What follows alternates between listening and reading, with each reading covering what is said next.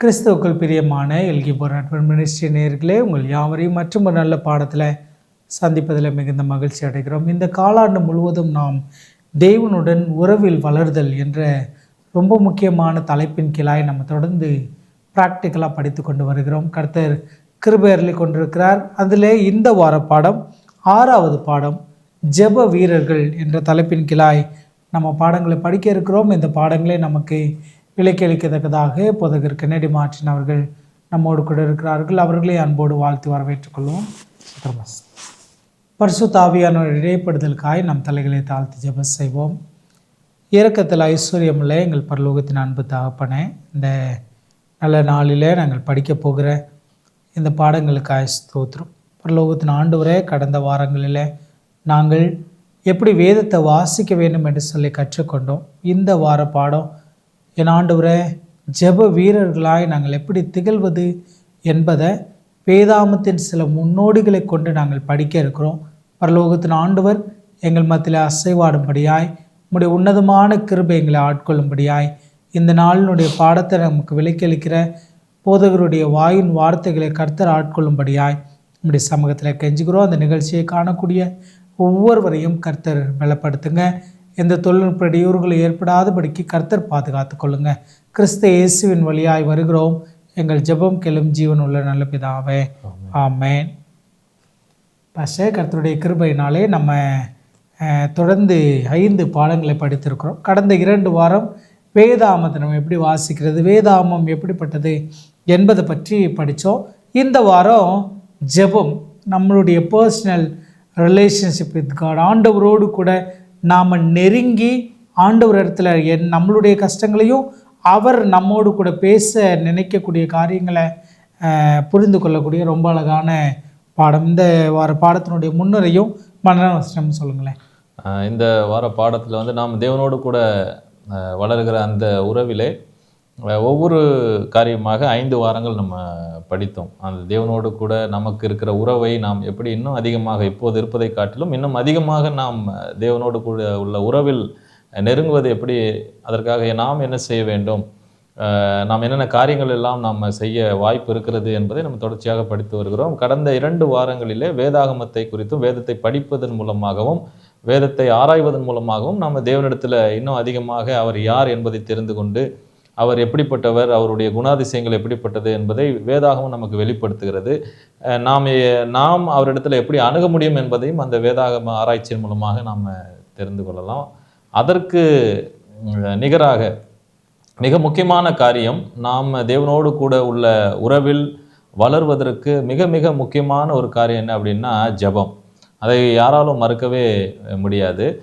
பிதாவோடு ஆண்டவராகிய இயேசு கிறிஸ்து இந்த பூமியில் இருந்தபோது நெருக்கமாக இருந்ததற்கான சான்று அவர் ஜெபித்தார் என்பதை நம்ம வேதாகமத்தை படிப்பதன் மூலமாக நம்ம தெரிந்து கொள்ளலாம். ஜெபித்து தேவனிடத்திலிருந்து வல்லமையை பெற்றுக்கொண்டார், தன்னுடைய வல்லமையை புதுப்பித்து கொண்டார் என்பதெல்லாம் நம்ம வேதாகமத்தில் பார்க்க முடிகிறது. எந்த ஒரு காரியத்தை செய்தாலும் பிதாவினுடைய சித்தத்தின்படி செய்தார், அதை ஜெபத்தோடு ஆரம்பித்தார் என்பதை நம்ம பார்க்க முடியாது.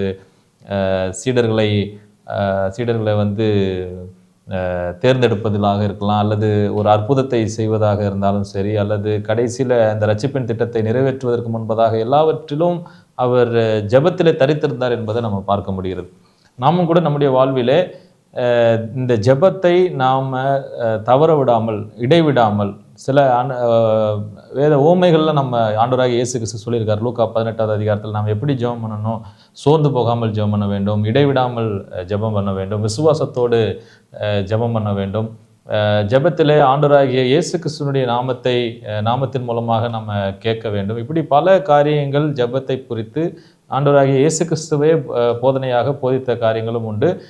சீடர்களும் அப்போஸ்தலனாகிய பவுலும் தன்னுடைய நிருபங்களிலே இந்த ஜெபத்தை குறித்து எழுதுகிறதையும் நம்ம பார்க்க முடிகிறது. அவ்விதமாக நாம் ஒவ்வொருவரும், இந்த காலாண்டு பாடத்தை படிக்கிற ஒவ்வொருவரும் ஒரு ஜெப வீரர்களாக மாற வேண்டும் என்பதற்கு ஒரு சில உதாரணங்கள், வேத உதாரணங்களை இந்த வார பாடத்தில் நமக்கு கொடுக்கப்பட்டிருக்கிறது. உதாரணமாக தானியேலை பற்றி, அவருடைய ஜெப வாழ்க்கையை பற்றி கொடுக்கப்பட்டிருக்கிறது. அதே போல் மோசையை பற்றி, மோசையினுடைய ஜெப வாழ்க்கை எப்படிப்பட்டதாக இருந்தது என்பதை குறித்து அங்கே போடப்பட்டிருக்கிறது. இவர்களுடைய அந்த ஜெப அனுபவங்களை நாம் பார்த்து அந்த ஜெபம் நம்ம எப்படி ஜெபிக்க வேண்டும், எப்படி வேதாகமத்தை ஆராய்வது என்பதை நம்ம கடந்த வாரத்தில் படித்தது போல ஒரு குறிப்பிட்ட நேரத்தை தேர்ந்தெடுப்பது, ஒரு குறிப்பிட்ட இடத்தை தேர்ந்தெடுத்து நாம் வேதாகமத்தை படிக்க வேண்டும், ஆராய்ச்சி செய்ய வேண்டும் என்று நம்ம கடந்த வாரத்தில் பார்த்தது போல இந்த வாரமும் ஜெபத்துக்கென்று நம்ம போதுமான நேரத்தை நாம் ஒதுக்குகிற பொழுது நமக்கும் தேவனுக்கும் உள்ள உறவு இன்னும் அதிகமாக பலப்படவும், இன்னும் அதிகமாக நாம் தேவனிடத்தில் பேசவும், அவர் நம்மிடத்தில் பேசுகிறதை நாம் உணரக்கூடிய விதத்தில் அல்லது புரிந்து கொள்வதற்காக இந்த ஜெப நேரம் என்பது, நம்முடைய தனிப்பட்ட ஜெபம் என்பது, ஜெப நேரம் நமக்கு உதவியாக இருக்கும். அது மாத்திரமல்ல, இவங்க இந்த வாரத்தில் படிக்க போகிற தானியேலுடைய ஜெப வாழ்க்கையாக இருக்கட்டும் அல்லது மோசேயினுடைய ஜெப வாழ்க்கையாக இருக்கட்டும், இவர்கள் தனிப்பட்ட விதத்தில் அந்த ஜெபம் அவர்களுக்கு எப்படி பிரயோஜனம் உள்ளதாக இருந்தது, அவர்கள் எப்படி மற்றவர்களுக்கு ஜெபித்து அவர்களுடைய ஜெபம் மற்றவர்களுக்கு எப்படி பிரயோஜனம் உள்ளதாக இருந்தது என்பதை இந்த வாரத்தில் நம்ம படிப்போம். மனன வசனமாக 116வது சங்கீதம் 1-2 வசனங்கள் மனன வசனமாக கொடுக்கப்பட்டிருக்கிறது. அதை நான் வாசிக்கிறேன். 116வது சங்கீதம் 1ஆம் வசனம் 2ஆம் வசனம். கர்த்தர் என் சத்தத்தையும் என் விண்ணப்பத்தையும் கேட்டதினால் அவரில் அன்பு கூறுகிறேன். அவர் தமது செவியை எனக்கு சாய்த்தபடியால் நான் உயிரோடு இருக்கும் அளவும் அவரை தொழுது கொள்வேன். இப்போது இந்த சங்கீத புஸ்தகத்தில் தானியேல் பெரும்பாலும் எழுதுகிற பொழுது, நான் கர்த்தரை நோக்கி கூப்பிட்டேன், அவர் எனக்கு மறு உத்தரவாடினார், அவர் எனக்கு செவி கொடுத்தார், என் விண்ணப்பத்தை கேட்டார், இப்படியெல்லாம் வருகிறது. இது வெறுமனே ஆண்டரிடத்தில் நம்ம போய் அணுகிற பொழுது அல்லது விண்ணப்பம் செய்கிற பொழுது அல்லது ஜெபிக்கின்ற பொழுது நான் கர்த்தரை நான் தேடுகிறேன், அதே நேரத்தில் ஆண்டவரும் தன்னை வெளிப்படுத்துகிறதை, நமக்கு அவர் உத்தரவு கொடுக்கிறதை, அவர் அண்ட சராசரத்தை படைத்த மகத்துவமான தேவனாக இருந்தாலும் ஒவ்வொரு தனிநபர் கூப்பிடும் போதும் அவர் கேட்கிறவராய் அவர் இருக்கிறார். நம்ம பழைய ஏற்பாட்டில் கூட பார்க்கலாம். ஆகாருடைய வாழ்க்கையில் அவர் என்னுடைய விண்ணப்பத்தை கேட்டார் என்று சொல்லுவாங்க. என்னை காண்கிற தேவன் என்றெல்லாம் அவர்கள் தேவனுக்கு பெயர் வைத்ததையெல்லாம் நம்ம அந்த அனுபவத்தை பார்க்க முடிகிறது. அப்போது இந்த மனன வசனம் நமக்கு கற்றுக் கொடுக்கிற அல்லது நமக்கு விளக்கி கூறுகிற ஒரு காரியம் என்ன என்றால், கர்த்தர் என் சத்தத்தையும் என் விண்ணப்பத்தையும் கேட்டதினால் அவரில் அன்பு கூறுகிறேன். அவர் தமது செவியை எனக்கு சாய்த்தபடியால் நான் உயிரோடு இருக்கும் அளவும் அவரை தொழுது கொள்ளுவேன். இப்போ இந்த ஜெபத்தின் மூலமாக எனக்கு ஒரு விண்ணப்பம், நான் ஒரு விண்ணப்பத்தை நான் தேவனுக்கு முன்பதாக என்னுடைய தேவைகளாக இருக்கலாம் அல்லது என்னுடைய நெருக்கமான ஒரு இக்கட்டான சூழ்நிலையாக இருக்கலாம், அதை நான் ஜெபத்தில் ஆண்டவருடைய சமூகத்தில் நான் வைக்கிறேன். அதற்கு ஆண்டவர் மறு உத்தரவு கொடுக்கிறார். இந்த காரியத்துக்கு மாத்திரம்தான் ஜெபம் என்பது அர்த்தம் அல்ல. இதன் வாயிலாக அந்த பரலோகத்தின் தேவன் மனுக்குலத்திற்கு அவர் யார் என்பதை வெளிப்படுத்துகிற ஒரு ப்ரேயரில் ஆண்டவர் அதில் ஒரு கைண்ட் ஆஃப் ரெவலேஷன், அவரை பற்றியான ஒரு வெளிப்பாடை ஆண்டவர் இந்த ஜெபத்தின் வாயிலாக அதை அந்யோன்யமாக ஒரு தனிப்பட்ட சிநேகிதனிடத்திலோ அல்லது தனிப்பட்ட அந்த கணவன் மனைவியிடத்திலோ, மனைவி கணவனிடத்திலோ, பிள்ளைகள் பெற்றோரிடத்திலோ, பெற்றோர்கள் பிள்ளைகளிடத்திலோ எவ்வளவு நெருக்கமாக பேசுகிற பொழுது கிடைக்கிற ஒரு சந்தோஷம், ஒரு அனுபவம், ஒரு தைரியம், ஒரு ஆறுதல், ஒரு நம்பிக்கை இந்த ஜெபத்தின் வாயிலாக கிடைக்கிறது என்பதை நம்ம புரிந்து கொள்ளலாம். அதை தான் அவர் உணர்ந்து அங்கே சொல்லுகிறதை நான் பார்க்க முடியுது. கர்த்தர் அவருடைய செவியை என் பக்கம் சாய்த்தார் என்று சொல்லுகிறார், என்னுடைய விண்ணப்பத்தை அவர் கேட்டறினார் என்று சொல்லுகிறார். அந்த அனுபவம் ஜெபிக்கின்ற ஒவ்வொருவருக்கும் நிச்சயமாக கிடைக்கும். சரிங்க பாஸ்டர், மிக அழகாக முன்னுரை கொடுத்தீர்கள்.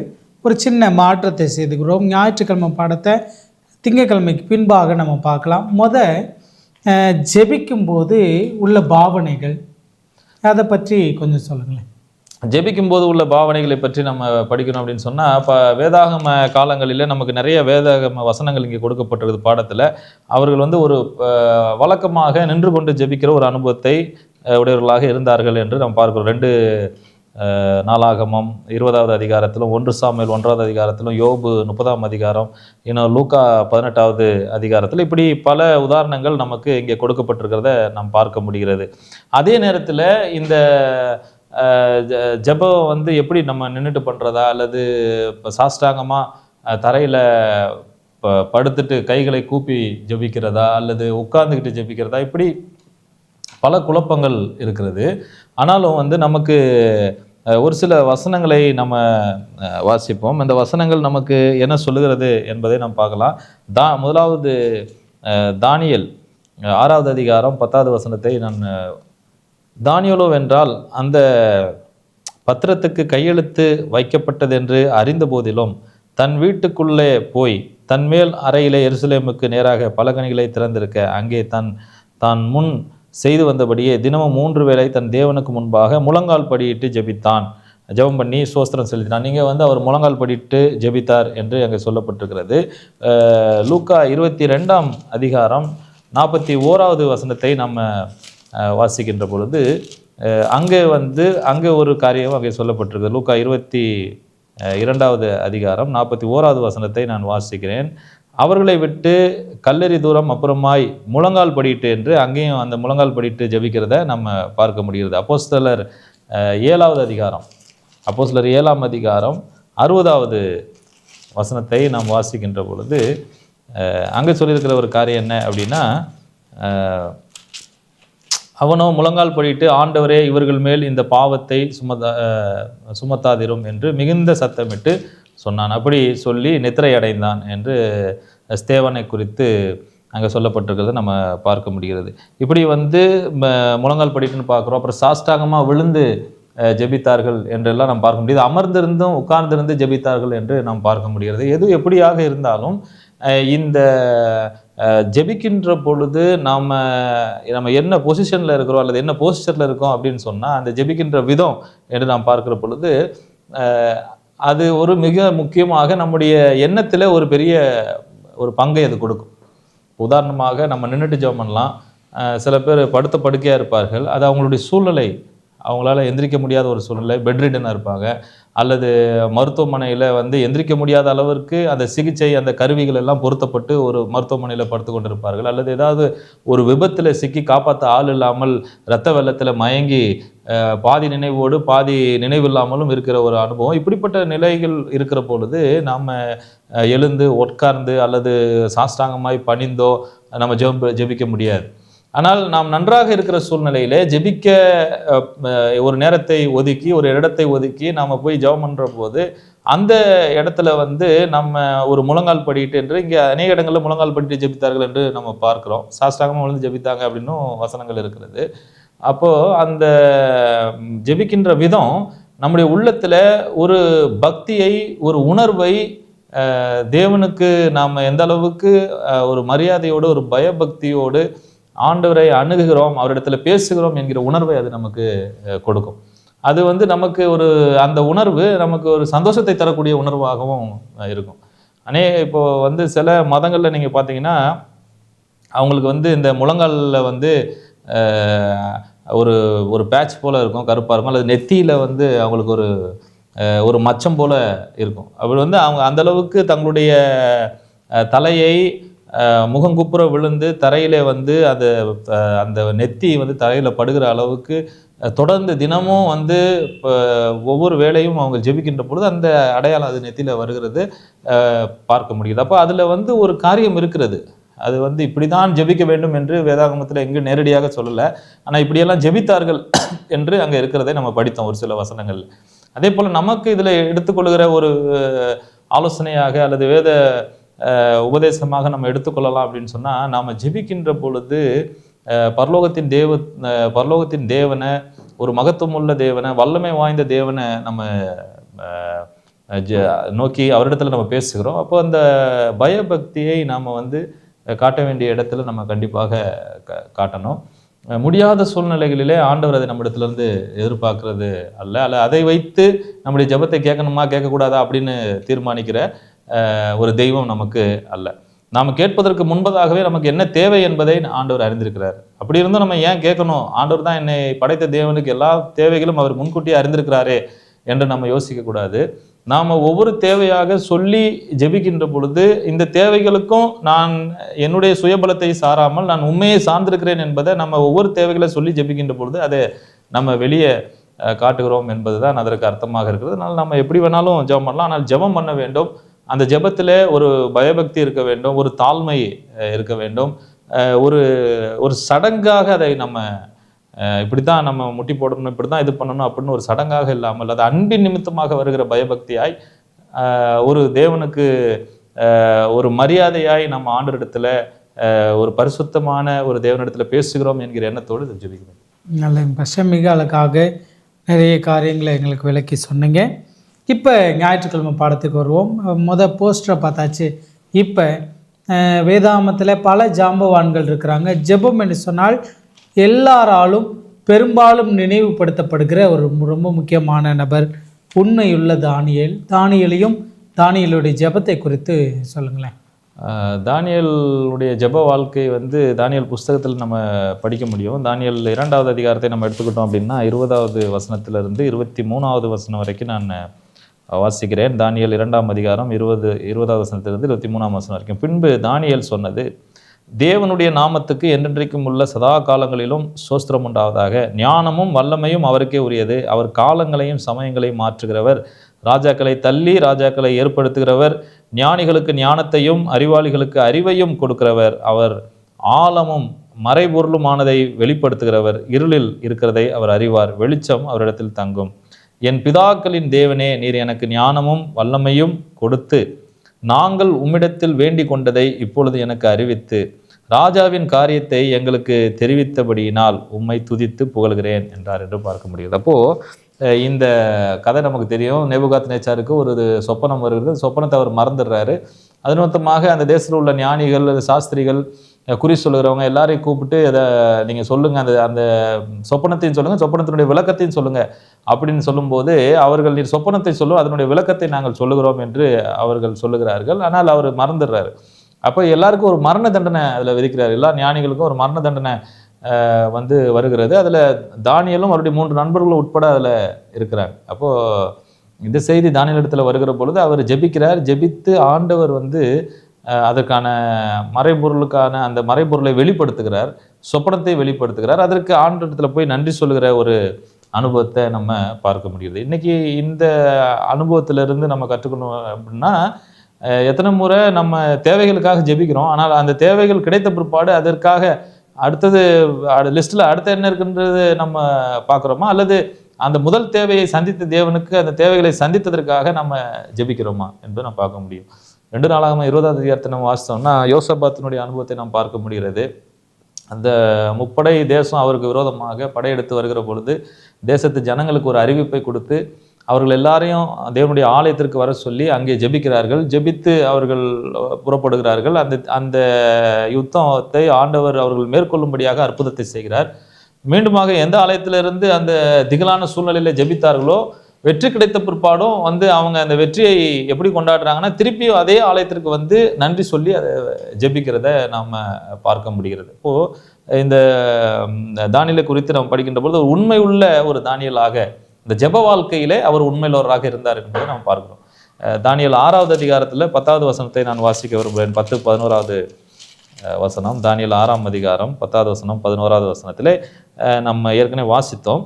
தானியேலோ வென்றால் அவர் 3 வேளையும் தன் தேவனுக்கு முன்பாக முழங்கால் படியிட்டு ஜெபம் பண்ணி சோஸ்திரம் செலுத்தினார். அப்பொழுது அந்த மனுஷர் கூட்டம் கூடி தானியேல் தன் தேவனுக்கு முன்பாக ஜெபம் பண்ணி விண்ணப்பம் செய்கிறதை கண்டார்கள் என்று நம்ம பார்க்க முடியுது. இப்போது இந்த ஜெபம் பார்த்துக்கிட்டிங்கன்னா அங்கேயும் ஒரு மரண தண்டனைக்கு ஏதுவான ஒரு அதிலிருந்து தப்பிக்கும்படியான ஒரு ஜெபம். இங்கே ஜெபித்தால் அவங்கள தூக்கி சிங்கக்கபியில் போட்டுருவாங்க அப்படின்ற ஒரு சட்டம் இருக்கிறது. ஆனாலும் கூட அதை பெருசாக அதை பெருசுப்படுத்தாமல் நான் மரித்தாலும் பரவாயில்ல, அல்ல சட்டங்கள் ஜெபிக்கக்கூடாது என்று ஏற்றப்பட்டாலும் பரவாயில்ல, அல்லது அது செயல்முறையில் வந்தாலும் பரவாயில்ல, என்னை காக்க என் தேவன் இருக்கிறார், ஆனால் எனக்கும் தேவனுக்கும் உள்ள உறவு என்ன செஞ்சிடக்கூடாது, துண்டித்து விடக்கூடாது அப்படின்னு அந்த ஒப்புரவாகிற அனுபவத்துக்குள்ளாக ஒரு போல். அப்போ ஒன்று அங்கே பார்க்குற பொழுது ஒரு குழப்பமான சூழ்நிலையில் ஒரு தேவை அவருக்கு வருகிறது. அதை விளக்கி சொல்ல வேண்டும். அதற்கும் ஆண்டவரிடத்தில் ஜெபத்தில் அணுகிறார்.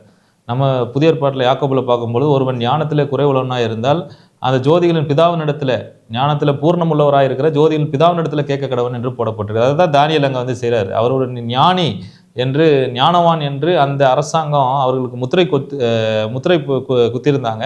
அதில் மற்றவர்கள் எல்லாரும் சொல்ல முடியல. ஆனால் இவர் தேவனிடத்தில் போய் கேட்டார். எப்படி யாக்கோபில் அந்த வசனத்தில் நான் வருகிறதோ ஆண்டவரிடத்தில் போய் கேட்கும் பொழுது அந்த ஞானத்தை ஆண்டவர் கொடுத்தார். இப்போ நம்ம இந்த பூமியில் ஜீவிக்கின்ற பொழுது எப்படி ஜீவிக்க வேண்டும், எப்படி நம்ம தேவனுக்கு உண்மையுள்ளவர்களாக இருக்க வேண்டும் என்பதையும் ஜெபத்தில் நம்ம கேட்கலாம். இங்கே நம்ம ஜெபிப்பதற்கு தடையாக இடையூறாக பல சூழ்நிலைகள் வந்தாலும் அவைகளை எல்லாம் நம்ம அப்புறப்படுத்திட்டு முதலாவது ஜெபத்துக்கு நாம் முதலிடம் கொடுக்க வேண்டும் என்பதற்கு இந்த உதாரணத்தை நம்ம எடுத்துக்கொள்ளலாம். அவர் தேசத்தில் மிக முக்கியமான ஒரு பொறுப்பில் இருந்தாலும் பல அலுவலக வேலைகள் இருந்தாலும் கூட வழக்கம் போல இந்த வசனத்தில் வந்து பார்த்தீங்கன்னா 3 வேளையும் தன் தேவனுக்கு முன்பாக முழங்கால் படிட்டு அவர் ஜெபம் பண்ணி அந்த எருசலேம் ஆலயத்தை நோக்கி அவர் ஜெபம் பண்ணினார் என்று நம்ம பார்க்க முடியுது. அப்போ நம்முடைய ஜெப வாழ்க்கை எப்படிப்பட்டதாக இருக்கிறது என்பதை நம்ம இதிலிருந்து ஒரு பாடமாக நம்ம எடுத்துக்கொள்ள வேண்டும். நல்லது பாஸ்டர், மிக அழகாக சொன்னீங்க. ஏனோக்கு தேவனோடு நடந்தார். அடுத்த ஒரு ரொம்ப முக்கியமான ஒரு ஜாம்பவான், இந்த ஏனோக்கு தேவனோடு நடந்ததையும் அவருடைய ஜெப வாழ்க்கையை பற்றி சொல்லுங்களேன். ஏனோக்கு தேவனோடு சஞ்சரித்தான் என்று நம்ம வாசிக்கிறோம். ஆதியாகமம் 5ஆம் அதிகாரம் 22 24 வரைக்கும் வாசிக்கிறேன். ஏனோக்கு மெத்துசுலாவை பெற்ற பின் 300 வருஷம் தேவனோடு சஞ்சரித்து கொண்டிருந்து குமாரரையும் குமார்த்திகளையும் பெற்றான். ஏனோக்குடைய நாளெல்லாம் 365 வருஷம். ஏனோக்கு தேவனோடு சஞ்சரித்து கொண்டிருக்கையில் காணப்படாமற் போனான். தேவன் அவனை எடுத்துக்கொண்டார். தேவனோடு சஞ்சரிக்கிற அனுபவம், ஏனோக்கு வாக் வித் காட் என்ற ஆங்கிலத்தில் நம்ம படிக்க முடியும். இப்போ வாக் வித் காட் என்றால் தேவனோடு கூட நடக்கிற ஒரு அனுபவம். அப்படின்னா அது முதலாவது எங்கு அது ஆரம்பமாகிறது என்று சொன்னால் ஜெபத்திலிருந்து தான் ஆரம்பமாகிறது. தேவனோடு கூட நடக்க முடியும், தேவனோடு சஞ்சரிக்க முடியும் என்று சொன்னால் அந்த நேரம் ஜெபிக்கின்ற நேரமும் வேத வாசிக்கின்ற அந்த நேரம் தான். அப்போ அந்த நேரத்தில் நாம் தேவனிடத்தில் பலர் பல மணி நேரம் ஜெபிக்கின்ற அனுபவங்கள் இருக்கிறது நம்ம பார்க்க முடியும். உலகத்தில் கிறிஸ்தவர்கள் 2 மணி நேரம் ஜெபிப்பாங்க, இரவு முழுவதும் ஜெபிப்பாங்க. ஆண்டவராகிய இயேசு கிறிஸ்து இரவு முழுவதும் ஜெபித்தார். இப்படி பல அனுபவங்கள் இருக்கிறத நம்ம பார்க்க முடிகிறது. அப்போது இந்த தேவனோடு கூட உள்ள அந்த சஞ்சரிப்பு என்பது தேவனோடு கூட உள்ள உறவை அது குறிக்கிறது. அப்போ இந்த ஜெபிக்க ஜெபிக்க ஜெபிக்க தேவனோடு கூட நெருக்கமாக அவருடைய உபதேசங்களையும் அவருடைய வழிகளிலே நடக்கிற பிள்ளைகளாக நம்ம என்ன செஞ்சிருவோம் அப்படின்னா மாறிடுவோம். அந்த ஜெபம் நம்மளை நம்ம உள்ளத்தில் ஒரு பெரிய மாற்றத்தை, நம்முடைய குணமாற்றத்தை நமக்குள்ளாக கொண்டு வருகிற அனுபவம் தான் நம்ம அந்த ஜெபிக்கின்ற நேரம். ரோமர் 12வது அதிகாரம் 12வது வசனத்தை நான் வாசிக்க விரும்புகிறேன். அங்கே இந்த வசனம் எப்படி சொல்லுகிறது என்று சொன்னால், நம்பிக்கையிலே சந்தோஷமாயிருங்கள், உபத்திரவத்திலே பொறுமையாயிருங்கள், ஜெபத்திலே உறுதியாய் தரித்திருங்கள் என்று அங்கே சொல்லப்பட்டிருக்கு. ஜெபத்திலே உறுதியாய் தரித்திருக்கிற அனுபவம் என்பது எப்படிப்பட்ட சூழ்நிலையாக இருந்தாலும், அதை தானியேலில் நம்ம படித்தோம். ஜெபிக்கக்கூடாது, மெய்யான தேவனை சேவிக்கக்கூடாது, தொழுகை செய்யக்கூடாது என்ற சட்டம் ஏற்றப்பட்டாலும் அந்த அவருக்கும் தேவனுக்குள்ள உறவிலே நான் எந்த விதத்திலும் ஒப்புரவாக மாட்டேன் என்பதில் அவர் உறுதியாக இருந்தார். அதனால் 3 வேளை உறுதியாக எப்பவும் போல ஜெபிக்கிறது போல அவர் ஜெபித்தார். No compromise. எந்த விதத்திலும் தேவனுக்கும் எனக்கும் உள்ள உறவிலே வருகிற காரியங்களுக்கு அடுத்ததாக எதுலேயும் நான் காம்ப்ரமைஸ் ஆக மாட்டேன், நான் எதுலேயும் ஒப்புரவாக மாட்டேன் என்பதில் உறுதியாகி நம்ம இருக்க வேண்டும். இன்றைக்கி வீட்டில் ஒரு நிகழ்ச்சி நடக்கிறது, அதாவது ஏதாவது ஒரு ஃபங்க்ஷன் நடக்கிறது, இல்லை ஏதாவது ஒரு நல்ல காரியங்கள், இல்லை ஏதாவது ஒரு முக்கியமான ஒரு வேலையாக நம்ம போகிறோம் அப்படின்னு சொன்னால் சில நேரங்களில் ஜெபிக்கிறது இல்லை. சில நேரங்களில் அன்னைக்கு முழுவதுமாக நம்ம பல காரியங்களில் ஈடுபடுகிறோம். அதில் அப்போ அதில் என்ன நம்ம செய்கிறோம் அப்படின்னா நம்ம ஒப்புரவாகிறோம். நம்ம நம்முடைய தினசரி அந்த ஜெப நேரத்தை நம்ம ஒதுக்காமல் குடும்ப ஜெபத்தில் சில நேரங்களில் ஒப்புரவாகிறோம், தனிப்பட்ட விதத்தில் ஜெபிக்கிறதுல சில நேரங்களில் ஒப்புரவாகிறோம். அப்படி இல்லாததற்கு ஒரு உதாரணம் தான் இந்த அனுபவங்கள் நம்ம பார்க்க முடிகிறது. தானியேலாக இருக்கட்டும் அல்லது ஏனோக்காக இருக்கட்டும், இவங்க எல்லாருமே தலையே போனாலும் இந்த வசந்த ரோமர் 12:12 வாசித்தது போல ஜெபத்திலே அவர்கள் உறுதியாய் அவர்கள் தரித்திருந்தார்கள் என்று வேதத்தில் நம்ம வாசிக்க முடியுது. அப்போ இந்த ஜெபத்தில் பார்த்திங்கன்னா எல்லாவற்றையும் ஆண்டவர் நமக்கு அறிந்திருக்கிறார். எந்த நேரத்தினாலும் ஜெபம் பண்ணலாம், எந்த இடத்துனாலும் ஜெபம் பண்ணலாம். ஆண்டவர் பார்த்திங்கன்னா நீ வானத்துக்கு ஏறினாலும் நான் வானத்துக்கு ஏறினாலும் நீர் அங்கே இருக்கிறீர், நான் பாதாளத்தில் படுக்கை போட்டாலும் நீர் அங்கே இருக்கிறீர் என்று சங்கீதக்காரனாகிய தாவீது அந்த 139ஆம் சங்கீதத்தில் நம்ம வாசிக்க முடிகிறது. நம்ம எந்த இடத்துல இருந்துனாலும் ஜெபிக்கலாம், ஒரு பிரயாணப்பட்டு போகிற நேரத்தில் ஜெபிக்கலாம், தூங்கி கொண்டிருக்கும் போது கூட சில நேரத்தில் ஜெப சிந்தையோட ஆண்டவரை நோக்கி நம்ம ஜெபிக்கலாம். எந்தவித இடம் அல்லது நேரம் என்று நமக்கு இல்லை. இன்றைக்கு இந்த உலகத்தில் மிக முக்கியமான நபர்களை பார்க்க வேண்டும் என்று சொன்னால் அவர்கள் கொடுக்கின்ற நேரத்தில் தான் அவங்கள போய் சந்திக்க முடியும். அவர்கள் கொடுக்கின்ற குறிப்பிட்ட நேரம், இவ்வளவு நேரம் தான் பேசணும் அப்படின்னா அவ்வளோ நேரம் தான் பேசணும். அப்போது ஆனால் இந்த உலகத்தில் இருக்கிற மிக முக்கியமான அதிகாரத்தில் உள்ளவங்களை காட்டிலும் மிக அதிகாரத்தில் வல்லமை உள்ள தேவன், உலகத்தை படைத்த தேவனிடத்துல நம்ம எங்க வேணாலும், எந்த நேரத்தில் வேணுமானாலும், எந்த இடத்தில் வேணுமானாலும், எவ்வளவு நேரம் வேணுமானாலும் நம்ம பேசலாம் என்கிற ஒரு அக்சஸ், ஒரு வாய்ப்பை அல்லது ஒரு சூழ்நிலையை ஆண்டவர் நமக்கு கொடுத்திருக்கிறார். அது இல்லாமல் பவுல் தெசலோனிக்க பட்டணத்துக்கு சொல்லும் பொழுது நீங்கள் இடைவிடாமல் ஜெபம் பண்ணுங்க அப்படின்னு சொல்லி அங்கே சொல்லுகிறத நாம் பார்க்க முடிகிறது. இந்த ரோமர் 12 வாசித்தோம், நீங்கள் ஜெபத்தில் உறுதியாக இருங்கள் என்றெல்லாம் அங்கே சொல்லப்பட்டிருக்கிறத நம்ம பார்க்க முடிகிறது. அப்போ ஏனோக்கினுடைய வாழ்க்கையில் நாம் இப்போ இந்த சொன்ன அத்தனை காரியங்களும் அவர் அனுபவமாக தன்னுடைய வாழ்க்கையில் தேவனோடு நெருக்கமாய் அவர் இருந்ததை நம்ம பார்க்க முடிகிறது. அப்போ ஒரு மனிதனை ஆண்டவர் உயிரோடு பரலோகத்துக்கு எடுத்துக்கொள்வார் என்று சொன்னால் எந்த அளவுக்கு அவர் மீது பிரியமாக இருந்திருப்பார், எந்த அளவுக்கு அந்த ஏனோக்குக்கும் அந்த தேவனுக்கும் உள்ள உறவு பலப்பட்டு இருந்திருக்கும் என்பது தான் நமக்கு ஏனோக்கினுடைய வாழ்க்கையிலிருந்து நமக்கு வருகிற ஒரு பாடம். அப்போ பாவம் இல்லாமல் இருக்கிறார். பரலோகம் என்பது பாவம் இல்லாத இடம், பரிசுத்தமான இடம். அங்கே பரிசுத்தவான்கள் மாத்திரமே இருக்கக்கூடிய இடத்துல பாவ உலகத்திலே பிறந்து பாவ கர்ப்பத்திலே கற்பத்தறிந்து பிறந்த ஒரு பாவ மனுஷன் உயிரோடு கூட எடுத்துக்கொள்ளப்படுகிறான் என்று சொன்னால், அப்போ அந்த பரிசுத்தமான வாழ்க்கை அவரால் எப்படி வாழ முடிந்தது? தேவனோடு சஞ்சரித்த அந்த அனுபவம் எப்படிப்பட்ட அனுபவமாக இருந்தது? அப்போ சிந்தையில் கூட அந்த பாவம் இல்லை என்பதுதான் அதற்கான ஒரு விளக்கம். ஒரு துளி பாவம் கூட இல்லாதனால தான் அவர் பரலோகத்துக்கு என்ன செய்தார் அப்படின்னு சொன்னால் எடுத்துக்கொள்ளப்பட்டார். பாவ மன்னிப்பின் நிச்சயத்தை பெற்று பின்னாளில் ஆண்டவராகிய இயேசு கிறிஸ்து இவருக்காக அந்த பாவத்தில் அந்த பாவ சுபாவத்தில் அவர் பிறந்ததுனால அதற்காக ஆண்டவராகிய இயேசு கிறிஸ்து மரிக்க போகிறார் என்கிற அந்த நடக்க போகிற ஒரு காரியத்திலிருந்து ஒரு பாவ மன்னிப்பின் நிச்சயத்தை பெற்று தான் அவரும் போயிருக்கிறார். ஆனாலும் கூட அவருடைய அனுபவம் எப்படிப்பட்டதாக இருந்ததுன்னா, அதற்கான முதல் படி தேவனுக்கும் நமக்கும் உள்ள உறவு சீராக இருக்க வேண்டும் என்றால், ஆண்டவருக்கு பிரியமுள்ள ஒரு வாழ்க்கை வாழ வேண்டும் என்று சொன்னால், பரிசுத்தமான ஒரு ஜீவியம் நம்முடைய வாழ்க்கையில காணப்பட வேண்டும் என்று சொன்னால், அந்த முதல் படி நாம ஜெபிக்கின்ற அந்த நேரம் அது ரொம்ப முக்கியம். அது நம்மையும் தேவனுக்கும் உள்ள உறவை வலுப்படுத்தக்கூடியதாக அது இருக்கு. நல்லங்க பாஸ்டர், ரொம்ப அழகாக பாஸ்டர் விளக்கம் கொடுத்தாங்க. பாடத்தினுடைய கடைசி கேள்வி, மோசே அடுத்த முக்கியமான ஜாம்பவான்.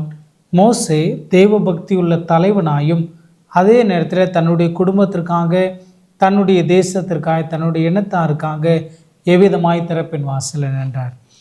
3 அனுபவங்களை இந்த வார பாடத்தில் நம்ம பார்க்கலாம். மோசே ஒரு தலைவராக இந்த ஜனங்களை வழிநடத்துகிற பொழுது சில நேரங்களில் பார்த்தீங்கன்னா, இன்றைக்கி எப்படி ஆண்டவராகிய இயேசு கிறிஸ்து பரலோகத்தில் பிதாவினுடைய சமூகத்தில் பரிந்து பேசுகிற ஊழியத்தை செய்கிறாரோ, என்னதுக்காக பரிந்து பேசுகிறாரு? இந்த ஜனங்க பாவம் செஞ்சுட்டே இருக்கிறாங்க, ஆனாலும் நான் அவங்களுக்காக ரத்தம் செஞ்சுருக்கிறேன், அதனால் நீங்கள் என்ன செய்யுங்க, என்னுடைய பலிக்காக நீங்கள் அவங்களை மன்னிங்க அப்படின்னு சொல்லி அந்த பரிந்து பேசுகிற ஊழியத்தை செய்வது போல் மோசே பார்த்திங்கன்னா நிறைய காரியங்களில் பரிந்து பேசி அந்த பரிந்து பேசுகிற ஜெபத்தை அவர் ஏறெடுத்தார். மன்றாட்டை, அந்த இன்டர்செசரி ப்ரேயர் என்று சொல்லுவாங்க. நம்ம நமக்காக ஜெபிப்பது ஒரு காரியம், நாம் தேவனிடத்தில் பேசுகிற ஒரு காரியம். ஆனால் அதே நேரத்தில் அந்த ஜெபத்தில் மற்றவர்களுக்காகவும் அவர்களுடைய ரட்சிப்புக்காகவும் அவர்களுக்கும் தேவனுக்கும் உள்ள உறவு பலப்படும்படியாக ஜெபிப்பது என்பது மிக முக்கியமான ஒரு காரியம். இப்போ மோசே தேவனிடத்தில் கற்பனைகளை பெற சென்ற அந்த சூழ்நிலையில் இந்த ஜனங்கள், இஸ்ரவேல் ஜனங்கள் என்ன செஞ்சாங்க அப்படின்னு சொன்னால், ஆரோனுடைய தலைமையின் கீழே ஒரு பொன் கண்டுக்குட்டியை என்ன செஞ்சாங்க, தங்கத்தில் எடுத்து அதை செய்து அதை சேவித்து வந்தாங்க. அந்த நேரத்தில் மோசே வருகிறார். அவர் கோபம் உண்டவராக என்ன செய்கிறார் அப்படின்னு சொன்னால், அந்த சூழ்நிலையில் அவர் அந்த பலகை போட்டு உடைச்சிட்டு இவங்கெல்லாம் தேவனுடைய கோபாக்கினைக்கு ஆளானவர்களாக ஜனத்தை பாவத்துக்குள்ளாக வழிநடத்தின ஒரு அனுபவத்துக்குள்ளாக ஆரோன் இருக்கிறத நம்ம பார்க்க முடியுது. அந்த யாத்ராகம புஸ்தகம் 32ஆம் அதிகாரம் 5வது வசனத்தை நான் வாசிக்கிறேன். அங்கே சொல்லப்பட்டிருக்கிறது யாத்ராகமம் 32:5. ஆரோன் அதை பார்த்து அதற்கு முன்பாக ஒரு பலிபீடத்தை கட்டி நாளைக்கு கர்த்தருக்கு பண்டிகை என்று கூறினார். அப்போது ஆரோன் பார்த்திங்கன்னா ஆண்டவர் ஆசாரியனாக தேர்ந்தெடுத்தார். முதல்ல அவர் பார்த்திங்கன்னா ஒரு சிலை வழிபாடுக்குள்ளாக அதை இந்த ஜனங்களை வழிநடத்துகிறத நம்ம பார்க்க முடிகிறது. அதற்கு அவர் தான் அந்த ஜனங்களை திருத்திருக்கணும். மோசே இல்லாத சூழ்நிலையில் 21ஆம் வசனம் 32ஆம் அதிகாரம் 21ஆம் வசனம் நீங்கள் வாசித்தீங்கன்னா, பின்பு மோசே ஆரோனை நோக்கி, நீ இந்த ஜனங்கள் மேல் இந்த பெரும்பாதகத்தை சுமத்துகிறதற்கு இவர்கள் உனக்கு என்ன செய்தார்கள் என்றார் என்று பார்க்கலாம். இப்போ நீ ஒரு ஆவிக்குரிய தலைவனாக என்ன செஞ்சிருக்கணும், நீ ஒரு பெரும்பாதகத்தை ஜனங்களை ஒரு தவறான பாதையில் நீ நடத்தின அப்படின்னு சொல்லி இது பண்ணுறாரு. அப்போ கண்டிப்பாக தேவனுடைய கோபாக்கினைக்கு ஆளான ஒரு மனுஷருக்காக அவர் ஜெபிக்கின்ற பொழுது உபாகமம் 9வது அதிகாரம் 20வது வசனத்தை நாம் வாசிக்கின்ற பொழுது அந்த அவருக்காகவும் அவர் ஜெபிக்கிறார். ஆரோன் மேலும் கர்த்தர் மிகவும் கோபம் கொண்டு அவனை அழிக்க வேண்டும் என்றிருந்தார். அப்பொழுது ஆரோனுக்காகவும் விண்ணப்பம் பண்ணினான் என்று அங்கே சொல்லப்பட்டிருக்குது. ஆரோனுக்காக விண்ணப்பம் பண்ணுறாரு. அதே போல் அவங்களுடைய சகோதரி மிரியம் வந்து பார்த்திங்கன்னா இந்த மோசைக்கிட்ட மட்டும்தான் ஆண்டவர் பேசுவாரா, எங்ககிட்ட பேச மாட்டாரா அப்படின்னு சொல்லி அவங்க சொல்கிறத பார்க்க முடியுது. அப்போ ஆண்டவர் அதை கேட்டார், கர்த்தர் அதை கேட்குறார் என்று நம்ம பார்க்க முடியும். இன்றைக்கி கூட வந்து நமக்கு விரோதமாக யாராவது 4 பேர் பேசுனாங்கன்னா அதை ஆண்டவர் கேட்குறாரு. கேட்டு அதை வந்து கண்டிப்பாக என்ன செய்வார், நியாயம் விசாரிப்பார். மோசேக்கு விரோதமாக பேசப்பட்ட வார்த்தைகளை கர்த்தர் கேட்டார் என்று வசனம் இருக்கிறது. என்னாகம புஸ்தகம் 12வது அதிகாரத்தை அது நிமிஷமாக அவங்களுக்கு வந்து அந்த குஷ்டரோகம் வந்ததை நம்ம பார்க்கலாம். அந்த குஷ்டரோகம் வந்து நீங்கும்படியாக என்ன செய்கிறார் அப்படின்னு சொன்னால் ஒரு விண்ணப்பம் பண்ணுறார். முதலாவது அந்த ஜெபம் பண்ணும்போது ஐயோ தன்னுடைய சகோதரிக்கு அந்த குஷ்டரோகம் வந்ததுன்னா அந்த குஷ்டரோகம் எவ்வளவு கொடிய ஒரு நோய் என்பதை அந்த ஜெபத்தில் வந்து நம்ம பார்க்க முடிகிறது. என்னாகும் 12ஆம் அதிகாரம் 12வது வசனத்தை வாசிக்கின்ற பொழுது தன் தாயின் கற்பத்தில் பாதி மாம்சம் அழுகி செத்து விழுந்த பிள்ளையைப் போல அவள் ஆகாதிருப்பாளாக என்றாள். அப்போ குஷ்டரோகம் வந்து அவ்வளோ கொடியதாக இருக்குது. தாயின் கருவில் பாதி செத்து விழுந்த மாம்சம் எப்படி அழுகி போய் அது துர்நாற்றத்தை தரக்கூடிய ரொம்ப மோசமான ஒரு சூழ்நிலை இருக்கிறதோ அதுபோல் குஷ்டரோகம் இருக்கும். அதுபோல் என்னுடைய சகோதரி ஆகக்கூடாது. அப்பொழுது மோசே கர்த்தரை நோக்கி என் தேவனே அவளை குணமாக்கும் என்று கெஞ்சினான் என்று பார்க்க முடியுது. ஆரோனுக்காக விண்ணப்பம் பண்ணினான் என்று சொல்லப்பட்டிருக்குது. இங்கே வந்து பார்த்திங்கன்னா கெஞ்சினான் என்று அங்கே சொல்லப்பட்டிருக்குது. பார்க்க ஒரு தனிப்பட்ட நபருக்காக ஒரு ஜெபிக்கின்ற அனுபவம். இதில் வந்து நம்ம 2 காரியம் எடுத்துக்கலாம் இந்த ஜெபத்தில். ஒன்று வந்து ஆண்டவர் நமக்கு விரோதமாக வருகிறத ஆண்டவர் பார்க்கிறார். அதே நேரத்தில் நமக்கு விரோதமாக வருகிறவர்களுக்காகவும் நம்ம ஜெபிக்கணும்.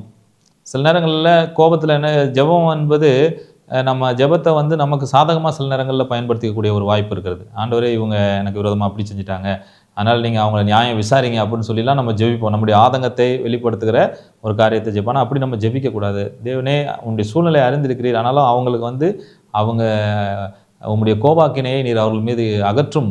ஆண்டவரே இவள் வந்து அப்படி ஆகாதிருப்பாளாக, அவளை குணமாக்கும் அப்படின்னு சொல்லி தேவனிடத்தில் கெஞ்சுகிற ஒரு அனுபவத்தை நம்ம பார்க்க முடிகிறது. அது மாத்திரமல்ல, அவர் தேசத்துக்காக ஒரு தலைவராக தேசத்துக்காக அவர் ஜெபிக்கின்ற பொழுது அங்கே எப்படி ஜெபிக்கிறார்னா யாத்திராகமம் 32ஆம் அதிகாரம் 31, 32 நான் வாசிக்கிறேன். அப்படியே மோசே கர்த்தரிடத்திற்கு திரும்பி போய், ஐயோ இந்த ஜனங்கள் பொன்னினால் தங்களுக்கு தெய்வங்களை உண்டாக்கி மகா பெரிய பாவம் செய்திருக்கிறார்கள். ஆகிலும் தேவரீர் அவர்கள் பாவத்தை மன்னித்தருளுவினால் மன்னித்தருளும், இல்லாவிட்டால் நீர் எழுதின உம்முடைய புஸ்தகத்திலிருந்து என் பெயரை கிறுக்கி போடும் என்றான் என்று பார்க்க முடியுது. இப்போது இந்த ஜனங்களுக்காக தனக்கு கிடைக்கக்கூடிய அந்த ரட்சிப்பையும் அவர் வந்து இழக்கிறதுக்கு ஆயத்தமாய் இருந்தார். அப்போ அதை வந்து ஜெபத்தில் தான் அவர் என்ன செய்கிறார் அப்படின்னு சொன்னால் வெளிப்படுத்துகிறார். அப்போ இந்த மோசே வந்து ஒரு தனிப்பட்ட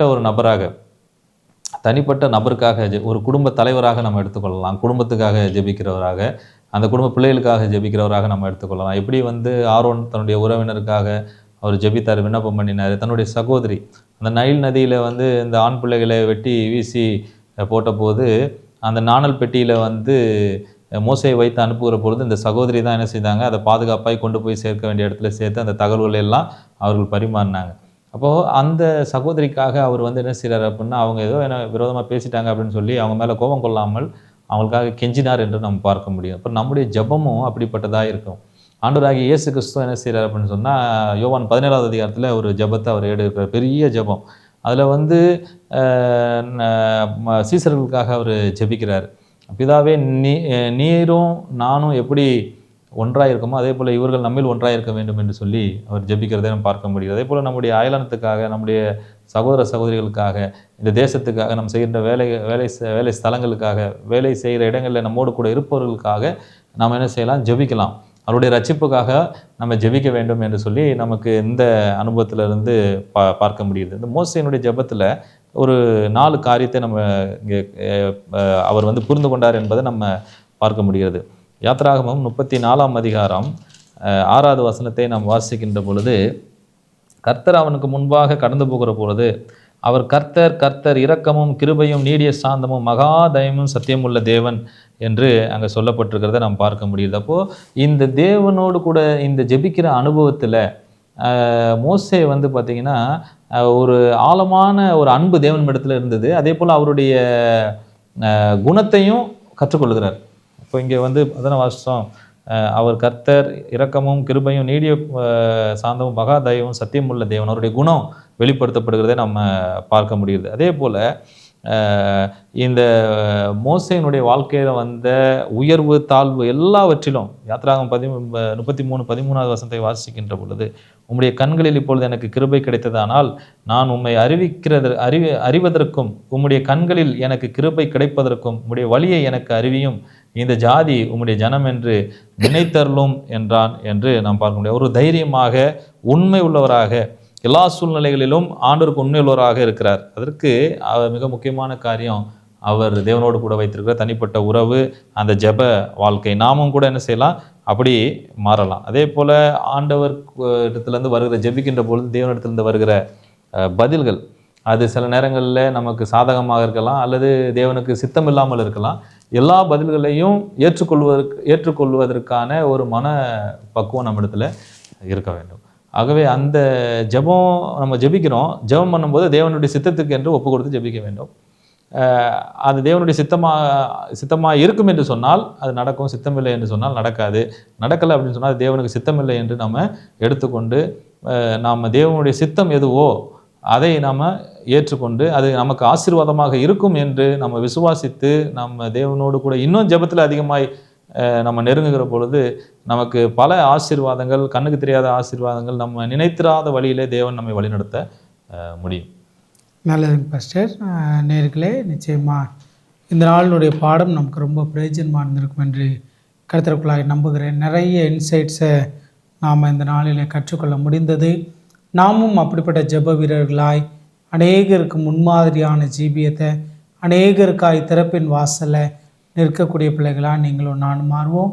தலைகளை தாழ்த்தி ஜெப செய்வோம். போதரவர்கள் நம்மை ஜெபத்தில் வழி நடத்துவார்கள்.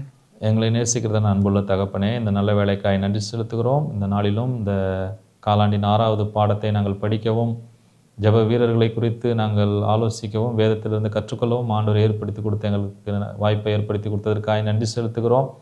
அந்த ஜெப வீரர்களைப் போல நாங்களும் இந்த பூமியிலே ஒரு ஜெப வீரர்களாக மாற கர்த்தர் எங்களை தகுதிப்படுத்தவும், எங்களை பலப்படுத்தவும், எங்களை வழிநடத்த வேண்டும்படியாக நாங்கள் ஜெபிக்கிறோம். இந்த பாடத்தை கவனித்து கொண்டிருக்கிற, கேட்டுக்கொண்டிருக்கிற ஒவ்வொரு பிள்ளைகளுடைய வாழ்விலும் உடைய நேசகரம் அபிரதமாக இருந்து ஆசீர்வதித்து வழிநடத்துவீராக. இயேசுவின் நாமத்தில் இவர்களை கேட்கிறோம் பிதாவே, ஆமென். நேர்களே, இந்த நாளினுடைய பாடம் நமக்கு ரொம்ப பிரயோஜனமாக இருந்திருப்ப கருத்திற்குள்ளாய் நம்புகிறேன். இது வல்லமையுள்ள தேவனுடைய ஊழிய பணியில் எல்கிபோர் அட்வென்ட் மினிஸ்ட்ரீஸ் தொடர்ந்து எங்களோடு கூட இணைந்து கொள்ளுங்கள். கேள்விகள், சந்தேகம் என்று சொன்னால் கமெண்ட் செக்ஷனில் தெரியப்படுத்துங்க. உங்கள் நண்பர்களோடு கூட பகிர்ந்து கொள்ளுங்கள். தேவன் தாமே உங்களை என்னை ஆசீர்வதிப்பாராக. ஆமென்.